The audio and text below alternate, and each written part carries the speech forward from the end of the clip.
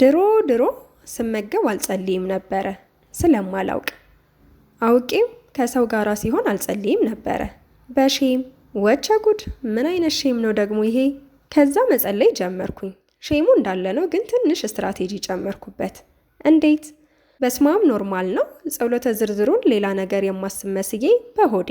አይ እግዜሩ፣ ስራህ ድንቅ እኮ ነው። ሆድ ስንቱን መደበቂያ መጋዘን አረካው። ከዛም በሰው ፊትም ቢሆን መጸለይ ጀመርኩኝ። እንዴት? ዘራፍ እኔ የስላሴ ባሪያ ብዬ። ምክንያቱም በዚህ ነገር እንዴት ሼም ይይዝሻል? ልዩ ነገር አላደረግሽ፣ ሰው እንዲያይሽ ፈልገሽ አይደለ፣ የሰጠን በግልጽ ቢያመሰግኑት ግዴታ እንጂ ፍቃድ አይደለ እያልኩኝ ራሴን ወቅጬ አንድ ቀን ሳላስበው ዘራፍ አላልኩ። ድል አድራጊነት ከዚህ ይጀምራል። ፈጣሪን ማመስገን ግብሬ ነው። ከዚህ ፉከራ በኋላ ሰው አለ የለም ልል ቀርቶ ሰው መኖሩ ራሱ ትዝ አይለኝም። ይህንንም ከድል ቆጥረሽው ነው የሚል አሽሙር አያስፈልግም። ማንም ሰው የየራሱ ተዋጊ አለው እና ማሸነፍ የሚጠበቅበት የራሱን ውጊያ ነው። ይሄ የኔ አሸናፊነቶች ውስጥ የማይናቀው ነው። ጸሎት አንድምታው ብዙ ነው። ይህን አለማድረግ ከህይወት መጉደል ነው። ለዛ ነው